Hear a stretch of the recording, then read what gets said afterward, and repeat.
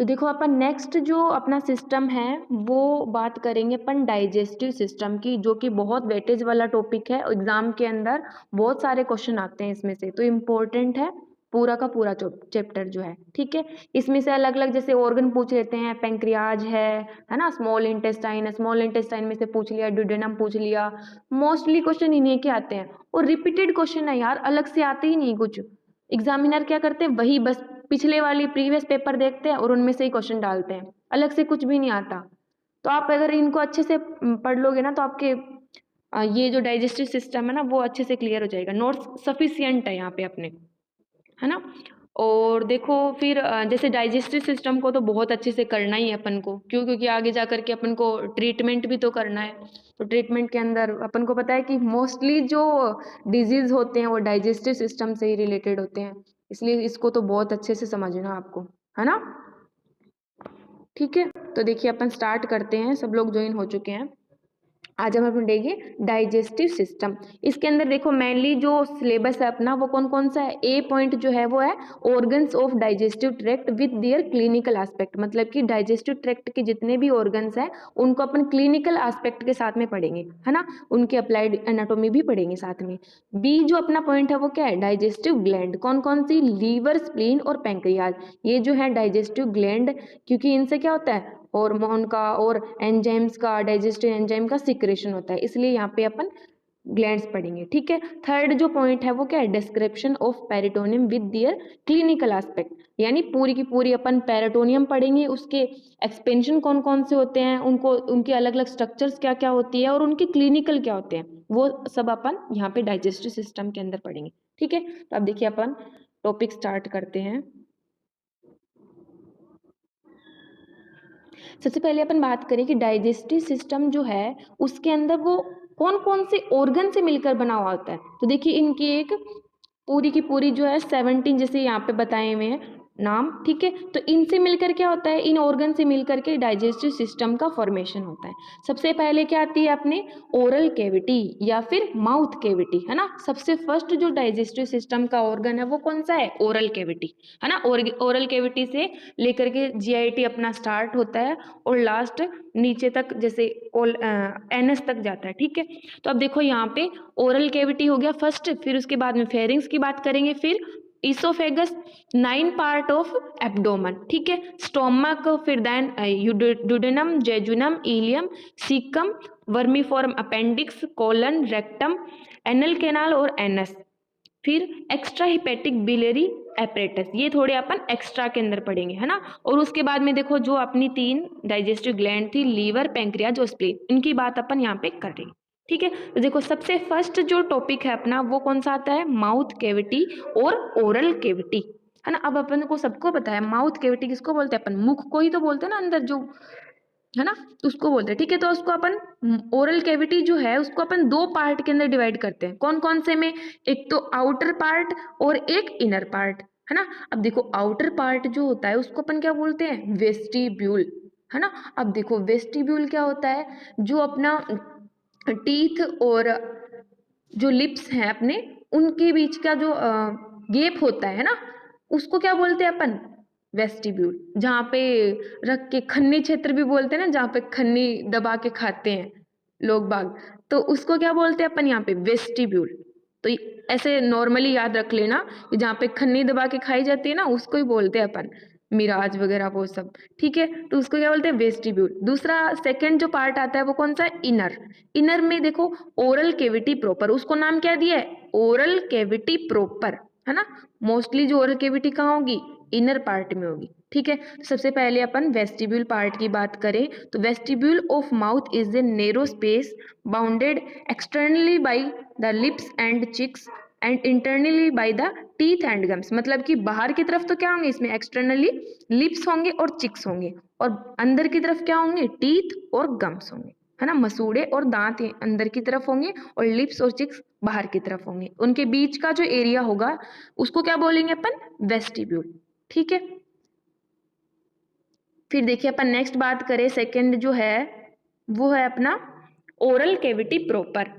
Oral cavity proper देखिए इसके अंदर अलग अलग जो पार्ट होते हैं वो किन किन से ऑर्गन से बने हुए होते हैं, तो उसकी अपन बात करें तो सबसे पहले देखिए एंटीरियो लेटरली जो एस्पेक्ट है अपना ओरल कैविटी का, उसमें कौन कौन से स्ट्रक्चर्स प्रेजेंट होती हैं। तो एंटीरियो लेटरली मतलब आगे की तरफ, और लेटरली मतलब साइड में, है ना। तो वहां पे देखो टीथ होते हैं, अपन को पता है, और क्या होते हैं, गम्स होते हैं, मसूड़े होते हैं, और एल्वियोलर आर्चेज ऑफ जा, यानी जबड़े के एल्वियोलर आर्च प्रेजेंट होते हैं, ठीक है। और रूफ, ओरल कैविटी की जो रूफ होती है, जो छत होती है, वो कौन बनाता है, पैलेट, अपना तालू जो है वो बनाता है। और देखिए पैलेट के अंदर भी क्या आते हैं, हार्ड पैलेट और सॉफ्ट पैलेट, ठीक है। फिर देखो अपन थर्ड बात करते हैं फ्लोर की, तो फ्लोर कौन बनाता है ओरल कैविटी का, टंग, नीचे की साइड टंग आती है ना, अपनी जीभ आती है, तो वो क्या बनाती है, फ्लोर। फिर जो लास्ट है वो क्या है, पोस्टीरियरली, मतलब पीछे की साइड क्या होता है अपने यहाँ पे, the cavity communicate with the pharynx, यानी कि यहाँ पे क्या होती है, एक पोस्टीरियरली एक कैविटी प्रेजेंट होती है जो कि फेरिंग्स के साथ में कम्युनिकेशन करती है, ठीक है। ये बात हो गई कि अलग अलग स्ट्रक्चर जो हैं वो कौन कौन से एस्पेक्ट पे प्रेजेंट होती है ओरल कैविटी के अंदर। फिर देखिए इसके अंदर सबसे पहले अपन टीथ की बात करते हैं, तो teeth form a part of masticatory apparatus and are fixed to जो, मतलब अपन को पता है यहाँ पे क्या होते हैं, टीथ के लिए शॉकेट प्रेजेंट होते हैं अपने जॉ के अंदर, है ना, उनके अंदर जो टीथ है अपने वो फिक्स रहते हैं, ठीक है। और क्या होते हैं ये मेस्टिकेटरी एपरेटस, इसका मतलब क्या हुआ, जो अपनी चबाने की जो मशीन बोलते हैं अपन एक तरीके से, चबाने का मतलब कुछ भी मान लो, उसको मशीन ही बोल दो एक तरीके से, ठीक है। तो उसके लिए क्या करते हैं ये, मतलब मेस्टिकेटरी एपरेटस जो है मेनली उनका फॉर्मेशन करते हैं, ठीक है, टीथ। फिर देखो टीथ कितने टाइप के होते हैं, यहाँ पे दो टाइप के, कौन कौन से, अपन ने सबने पढ़ा हुआ है, एक तो क्या होते हैं डेसिडुअस टीथ, मतलब कि दूधिया दांत, जो कि बच्चों में आते हैं, फर्स्ट सेट जो होता है इनका दूधिया दांत या फिर मिल्क टीथ जिनको बोलते हैं वो, ठीक है। और सेकंड कौन सा होता है, परमानेंट टीथ, है ना, जो कि स्थायी दांत होते हैं अपने, लास्ट एंड तक चलते हैं, इनको बोलते हैं सेकेंड सेट, ठीक है। और ये कितने होते हैं, 32। फिर देखिए डेसिडुअस टीथ जो होते हैं, दूधिया दांत कितने होते हैं अपने अंदर, 20 होते हैं, ठीक है। और उनमें देखो कौन सा जैसे कि चार मेनली अपन बताते हैं टीथ, इंसाइजर, कैनाइन, प्रीमोलर और मोलर, लेकिन डेसिडुअस जो टीथ है उनके अंदर कौन से एब्सेंट होंगे, प्रीमोलर जो टीथ हैं वो एब्सेंट होंगे। तो कौन कौन से प्रेजेंट हुए, इंसाइजर, कैनाइन और मोलर, ये तीन ही यहाँ पे प्रेजेंट होते हैं, ठीक है। इसके बाद देखो यहाँ पे, इसका मैं तुम्हें सिंपली याद रखने का एक तरीका बताती हूँ, जैसे अपन लिखते हैं ना 2102, यानी 2102, आपको ये याद रखना है। ये क्या है, फॉर्मूला है किसका, डेसिडुअस टीथ का, यानी कि दो तो क्या होंगे एक साइड में अपने इंसाइजर, ठीक है, एक क्या होगा कैनाइन, फिर प्रीमोलर है वो एब्सेंट है, जीरो मतलब एब्सेंट है, और दो बाद में क्या हो गया यहाँ पे मोलर, ठीक है। तो ये क्या हो गया 2102, तो ये आपको फॉर्मूला याद रखना है, ये किसका है, डेसिडुअस टीथ का, ठीक है। तो देखिए अब एक साइड में अपने दो जबड़े होते हैं, एक ऊपर का और एक नीचे का, तो एक साइड में अगर दो प्रेजेंट है तो उनको किससे करेंगे, एक तरीके से दो ही इधर की साइड में हो गए और दो नीचे वाले में हो गए, तो इस प्रकार से मिल करके टोटल जो है 10 ऊपर वाले जबड़े में और 10 नीचे वाले जबड़े में, टोटल कितने हो गए 20, है ना, टोटल काउंटिंग इनकी होगी 20 यहाँ पे। फिर देखिए नेक्स्ट अपन बात करें परमानेंट टीथ की, तो वो कितने होते टोटल 32, है ना। अब उनका फॉर्मूला देखो कैसे बताते हैं अपन, 2123, याद रखना अपन को 2123, है ना, मतलब कि दो इंसाइजर होंगे, एक कैनाइन होगा और दो प्रीमोलर होंगे, और मोलर कितने होंगे 3, ठीक है। तो इस तरीके से ऊपर वाले में कितने हो गए 16 और नीचे वाले में भी कितने हो गए 16, तो टोटल मिलाकर के कितने हो गए 32, ठीक है। तो ये अपन ने यहाँ तक बता दिया, यहाँ तक सबको समझ में आया है, किसी को कोई भी डाउट,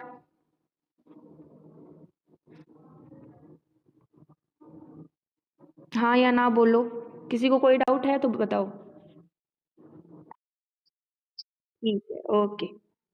देखो अब नेक्स्ट अपन पढ़ते हैं सेकंड जो ऑर्गन अपना कौन सा, फेरिंग्स, ठीक है। फेरिंग्स की यहाँ पे बात करते हैं, तो the pharynx is a wide muscular tube, यानी कि क्या होती है, चौड़ी मस्कुलर ट्यूब होती है, that start at at the internal nose and extend the level of cricoid cartilage of larynx, मतलब ये कहाँ से कहाँ तक होती है, एक्सटर्नल नोज से लेकर के, सॉरी इंटरनल नोज से लेकर के और क्रिकोइड कार्टिलेज जो है लैरिंग्स की वहां तक। अब बताओ मेरे को, क्रिकोइड कार्टिलेज अपन ने कहाँ पढ़ी थी, बताओ। और ये पेयर्ड होती है अनपेयर्ड होती है, पढ़ के आ चुके हैं अपन ये।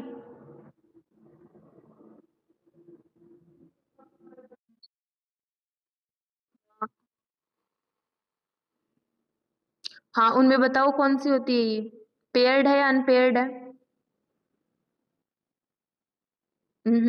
अनपेयर्ड में आती है, ठीक है।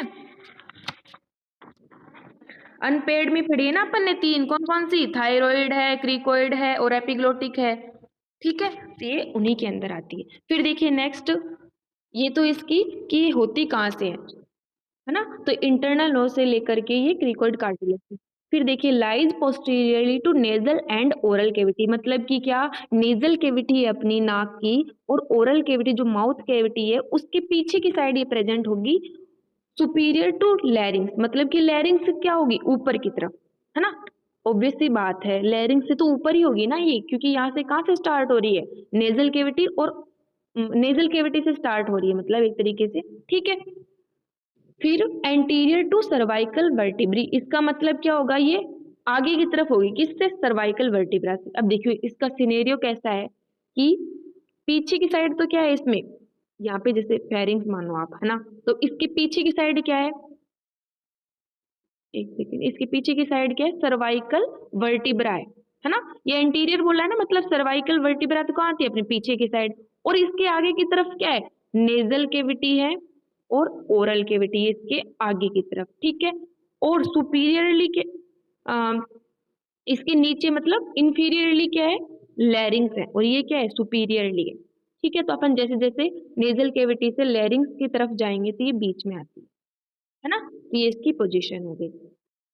उसके बाद देखिए next, the pharynx function as a passageway for air and food, provides a resonating chamber for speech, sound and houses the tonsil।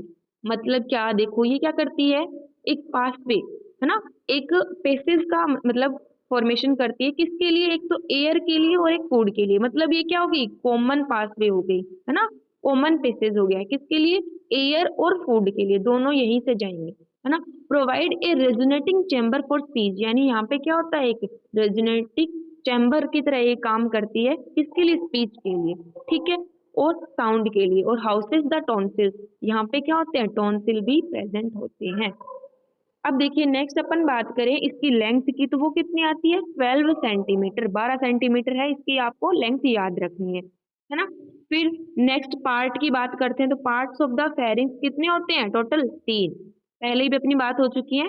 Total pharynx के पार्ट कितने होते हैं, तीन, कौन कौन से, एक तो नेजोफेरिंग्स, ओरोफेरिंग्स और लेरिंजोफेरिंग्स, ठीक है। नेजोफेरिंग जो कि नेजल के नेजल नोज के अंदर जो प्रेजेंट होगा वो वाला पार्ट फेरिंग्स का, ओरो मतलब ओरल कैविटी के अंदर होगा, और लेरिंजो मतलब लैरिंग्स के अंदर जो पार्ट प्रेजेंट है उसको क्या बोल देंगे, लेरिंजोफेरिंग। सबसे पहले अपन फर्स्ट पार्ट की बात करें तो वो कौन सा आता है, नेजोफेरिंग। तो देखिए नेजल पार्ट ऑफ फेरिंग वही क्या हो गया, नेजोफेरिंग। और सुपीरियर पोर्शन ऑफ द फेरिंग मतलब कि ऊपर ही ऊपर का पार्ट है, अपन को पता है, देखो तीन में अपन ने टोटल डिवाइड किया है ना, तो ऐसे सीक्वेंस से चलते हैं अपन, फर्स्ट पार्ट हो गया, सेकेंड और थर्ड। फर्स्ट कौन सा है यहाँ पे, नेजोफेरिंग, फिर क्या है ओरो, और फिर क्या है लेरिंजो, ठीक है। तो सुपीरियर पार्ट क्या हो गया, नेजोफेरिंग, इसकी बात कर ली।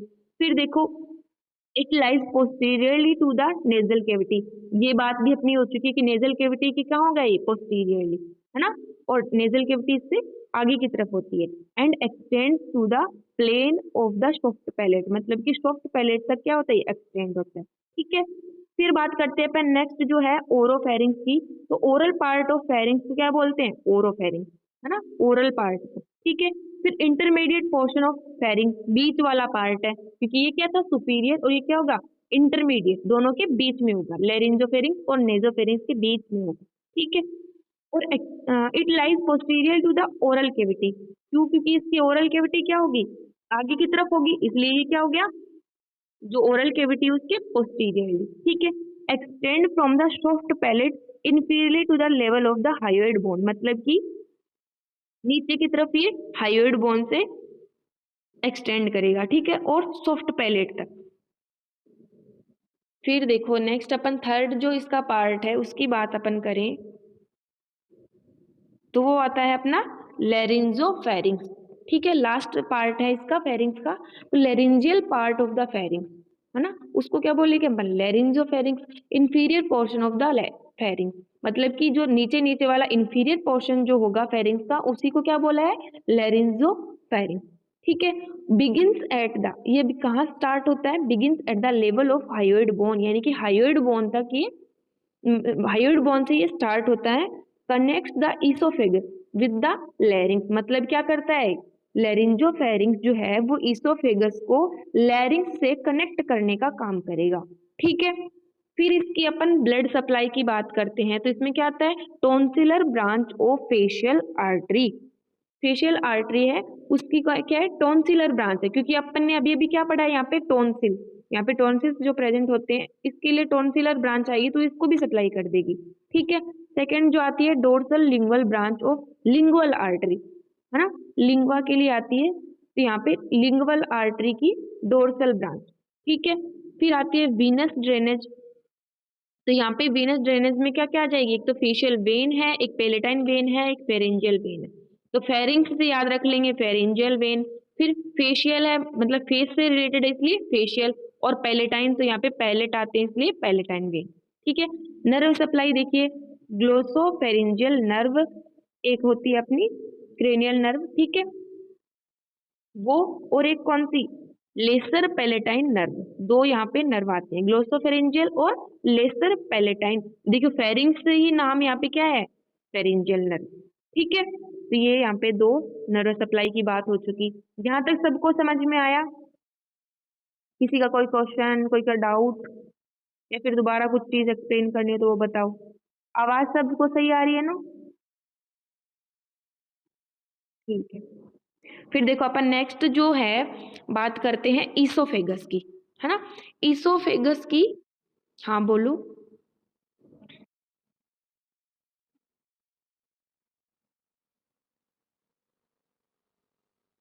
हाँ अपन ने पढ़ा था ना उधर,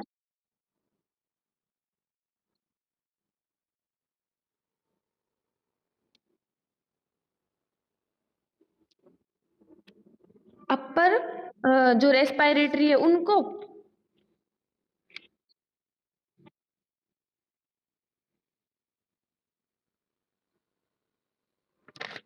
हम्म,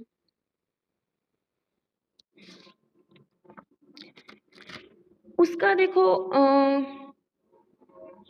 उसका देखो अभी तो मेरे को ये रीजन तो नहीं पता इनको क्यों किया है, बाकी मैं आपको देख के बता दूंगी, ठीक है, अभी मेरे ध्यान में नहीं आ रहा,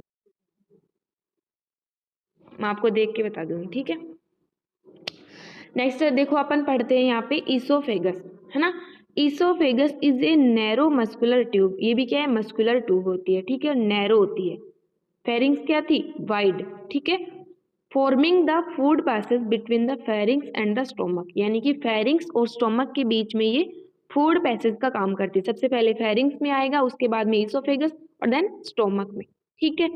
उसके बाद देखिए it extend from the lower part of the neck, यानी नेक के लोअर पार्ट से स्टार्ट होकर के कहाँ तक जाती है, upper part of the abdomen, abdomen तक ये जाती है। इसकी लेंथ की बात करें तो ये कितनी होती है, 25 सेंटीमीटर, वेरी इंपॉर्टेंट, याद रखनी है, जनरली इसका भी एग्जाम में 2 नंबर में क्वेश्चन पूछ सकते हैं कि इसोफेगस की लेंथ कितनी होती है, तो वो कितनी होती है, 25 सेंटीमीटर, है ना। फिर oesophagus begins in the neck at the lower border of the cricoid cartilage where it is continuous with the lower end of the pharynx, मतलब ये क्या करती है, क्रिकोइड कार्टिलेज के लोअर बॉर्डर से यहाँ पे स्टार्ट हो गई, ठीक है, और कहाँ पे कंटिन्यू करती है, lower end of the pharynx तक, है ना। उसके बाद देखो and by opening into the stomach, कहाँ पे एंड हो जाती है, सबसे पहले देखो यहाँ पे ये नेक से स्टार्ट हुई, फिर उसके बाद में ये कंटिन्यू करी किसके साथ में, फेरिंग्स के साथ में, लोअर एंड मतलब कि लेरिंजो फेरिंग्स के साथ में कर कंटिन्यू करके उसके बाद में ये स्टोमक के अंदर ओपनिंग इसकी होती है ना। At the level of the vertebra T11। T11 पे आपको याद रखना है जो ईसोफेगस है वो ओपन होती है किसमें, स्टोमक के अंदर। ठीक है, तो ये अपन को याद रखना है। उसके बाद देखिए इसकी ईसोफेगस के अपन कंस्ट्रिक्शन की बात करें तो इसमें क्या आता है, नॉर्मली द ईसोफेगस शोज 4, 4 इसके अंदर क्या होते हैं, एक तरीके से संकुचित पार्ट होते हैं, ठीक है, कॉन्स्ट्रिक्टेड पार्ट होते हैं। फिर देखिए इसके अंदर कौन कौन से होते हैं, तो फर्स्ट जो है at its beginning 6 inches from the incisor teeth, मतलब कि जो 6 इंच है, 6 इंच कहाँ पे स्टार्ट होगा, ये इंसाइजर टीथ पे, है ना, इंसाइजर टीथ होते हैं वहां पे ही। ठीक है, सेकंड जो है where it is crossed by the aortic arch, जहाँ पे ये एरोटिक आर्च को क्रॉस करती है। सेकंड मतलब जो ईसोफेगस है वो एरोटिक आर्च को क्या करेगी, क्रॉस करेगी ना, वहां पे क्या होगा, सेकंड कंस्ट्रिक्टेड एरिया होगा। ठीक है, और 9 इंचेस का होता है फ्रॉम द इंसाइजर टीथ, मतलब इसकी एक तरीके से दूरी बता रहा है, किससे, इंसाइजर टीथ से बता रहा है। ठीक है, फिर देखिए थर्ड जो है वो कहाँ पे होगी, where it is crossed by the left bronchus, left bronchus को ये क्रॉस करेगी और 11 inches from the incisor teeth, इससे 11 इंच पर ये प्रेजेंट होगी। ठीक है, फोर्थ जो है where it pierce by the diaphragm, यानी कि डायाफ्राम को पियर्स करेगी, वहां पे इसका क्या होगा, फोर्थ कंस्ट्रिक्टेड एरिया होगा। और 15 इंचेस जो है इंसाइजर के टीथ से इसकी दूरी हो जाएगी। तो ये आपको जो कंस्ट्रिक्टेड एरिया है इसके याद रखने हैं, कहाँ कहाँ इसके कंस्ट्रिक्शन प्रेजेंट है। तो सबसे पहले जो है अपन ने बताया इट्स बिगिनिंग, मतलब स्टार्टिंग में ही ये जब बिगिन हो रही है वहां पे कर रही है, और 6 इंचेस इसकी दूरी है। ठीक है, तो ये याद रखनी है। सेकंड जो है एरोटिक आर्च पे कर रही है, थर्ड जो है वो लेफ्ट ब्रोंकस पे, फोर्थ जो है वो डायाफ्राम पे। तो ये आप लोगों को याद रखना है। इसकी दूरी याद नहीं है तो कोई दिक्कत नहीं है, बट ये मेनली कहाँ कहाँ कर रही है तो ये तो आपको याद रहना ही चाहिए। ठीक है, उसके बाद देखिए इसकी ब्लड सप्लाई की अपन बात करें इसोफेगस की, तो कौन कौन सी होगी, इंफीरियर थायराइड आर्टरी, सेकंड कौन सी होगी, इसोफेजियल ब्रांच ऑफ एरोटा, है ना। उसके बाद में कौन सी होती है, oesophageal branch of left gastric artery, gastric artery अपन ने पढ़ी थी सीलिएक ट्रंक के अंदर, उसकी भी इसोफेजियल ब्रांच। ठीक है, उसके बाद देखो नेक्स्ट वीनस ड्रेनेज की बात करें तो ब्रेकियोसिफेलिक वेन आती है जो कि इसकी वीनस ड्रेनेज में हेल्प करती है। फिर आती है एक एजाइगस वेन और एक होती है लेफ्ट गैस्ट्रिक वेन। अब देखो वेन जो है वो इतना याद नहीं रखना है आपको, आपको तो ओनली बस आर्टरी याद रखनी है। ठीक है, वेन याद रखो तो रख भी सकते हो, बाकी कोई दिक्कत नहीं है, नहीं भी याद रखोगे तो कोई दिक्कत नहीं। अब देखो आपको कैसे याद रख सकते हो, वेन के अंदर गैस्ट्रिक है, गैस्ट्रिक का मतलब एक तरीके से यहाँ पे एब्डोमन से ही रिलेटेड होगा, तो इसके अंदर ही करेगी ना ये, तो बस इससे नाम याद रख लेना, बाकी मेनली आपको आर्टरी यानी ब्लड सप्लाई ही याद करनी है। ठीक है, फिर देखिए अपन को एक नर्व सप्लाई भी याद रखनी है, तो यहाँ पे एक आती है रिकरेंट लैरिंजियल नर्व और वेगस नर्व और एक इसोफेजियल प्लेक्सस। अब देखो इसोफेगस मैंने क्या बोला, मोस्टली जो नर्व सप्लाई आर्टरी जो है वो किससे रिलेटेड होंगी, जहाँ का जो मतलब जो भी ऑर्गन अपन डिस्क्राइब कर रहे हैं उसी के नाम पे ही होगी। ठीक है,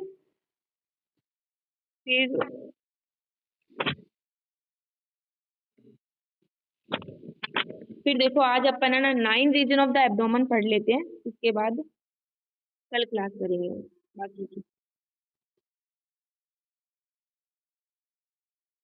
देखो यहाँ पे 9 रीजन ऑफ द एब्डोमेन मतलब क्या कि अपने एब्डोमेन को अपन ने एनाटोमी की सुविधा की दृष्टि से अपन ने 9 रीजन के अंदर डिवाइड कर दिया। ठीक है, 9 रीजन होते हैं इसके, 1 2 3 4 5 6 और 7 8 और 9, टोटल इस तरीके से अपन ने 9 रीजन कर दिए ताकि उनको एनाटोमी समझने में क्या रहे, आसानी रहे। ठीक है, और उसको अपन अप्लाई भी कर सके कि ऑर्गन की सिचुएशन, इस ऑर्गन की सिचुएशन इस रीजन में है तो इसका ट्रीटमेंट अपन यहाँ से कर सकते हैं। ठीक है, देखो अपन क्या करते हैं, इसको 3 वर्टिकल जोन्स के अंदर डिवाइड करते हैं, किसको, एब्डोमेन को। कौन कौन से में, एक तो मीडियन जोन में, एक राइट जोन में और एक लेफ्ट जोन में। मीडियन का मतलब बीच वाला, राइट साइड में है राइट जोन और लेफ्ट साइड में है लेफ्ट जोन।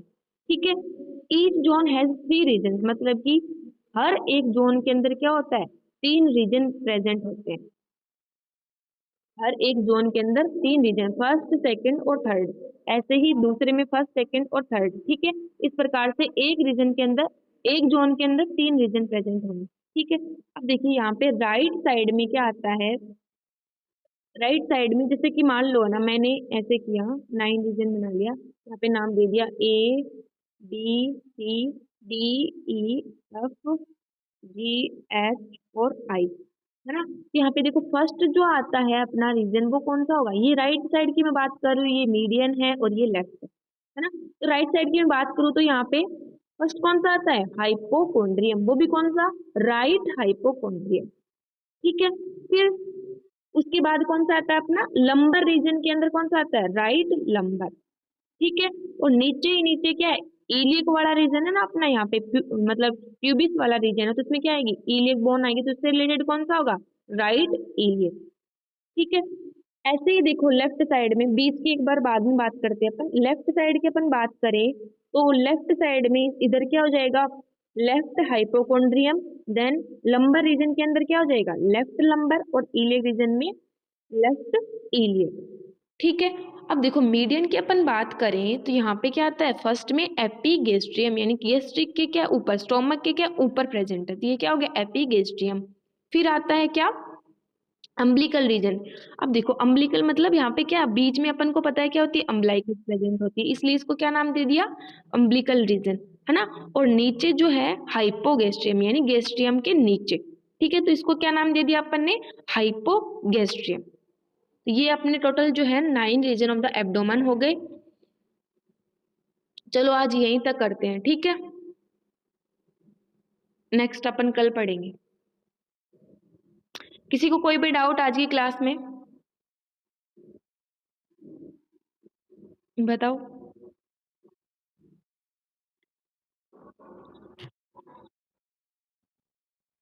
हाँ क्लास का टाइम यही करना पड़ेगा, क्योंकि अभी नेटवर्क इशू है बहुत ज़्यादा, तो शाम को जो है वो नेटवर्क नहीं आता यहाँ पे एक्चुअली, इसलिए क्लास का टाइम यही रखेंगे।